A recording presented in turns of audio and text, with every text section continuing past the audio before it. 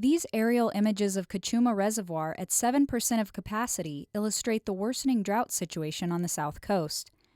Now entering its sixth year, this drought of record continues to push our dwindling water supply into uncharted territory, forcing the city to explore, develop, and expand water sources to meet the basic health and safety needs of the community.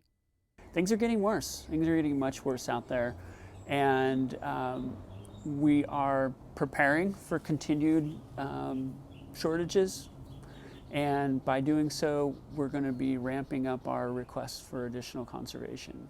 The city is asking the community to increase water conservation from its current level of 35% to 40% in order to save an additional 800 acre-feet to meet the projected peak demand in the summer of 2017. We believe it's something that this community can achieve. They've been very successful so far at meeting the request for conservation.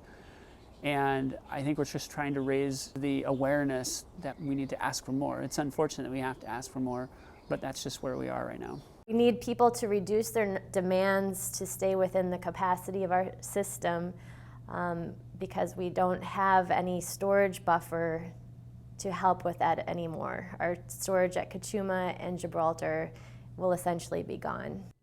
This storage buffer has been drained over the course of this unprecedented drought.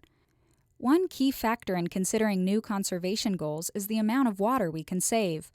Although many options have been studied, including restrictions on development and bans on overhead watering, the city has identified a discretionary water use, lawn watering, as the single best step we can take to lower the demand during the summer irrigation season, while still protecting established trees and shrubs. Up to 12% of our water is currently still being put on turf.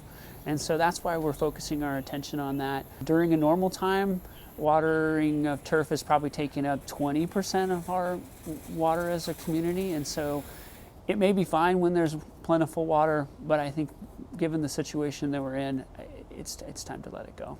What we're trying to really do is help the community prioritize its landscape. What we don't want to see the community let go of is the trees and shrubs, which are a much more significant investment by the community, and really it kind of gives Santa Barbara its look.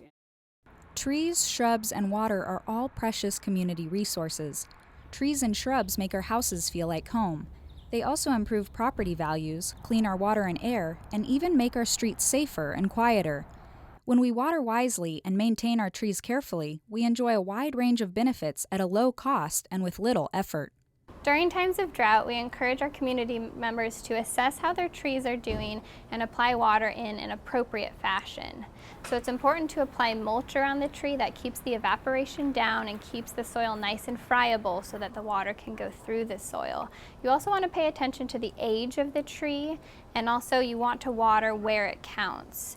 So it's really important to take a look at the drip line of the tree and water in those areas because that's truly where the feeder roots are, and those are the roots that really need the water. The long-term council policy to diversify our water supply has been critical to supplying Santa Barbara with enough water to fully meet health and safety demands during this drought. During droughts, our normal water supply, such as Cachuma and Gibraltar, become diminished. And so having the diversity of water sources has allowed us to manage and really adaptively manage this drought. And we've been able to increase our groundwater pumping. We've imported water through the State Water Project. We're reactivating the desalination facility. We have recycled water, and we also have increased conservation. So that is a very well-rounded, diverse water supply mix that has helped us to get through the current drought. Most agencies in California are reliant on imported water from the State Water Project and groundwater.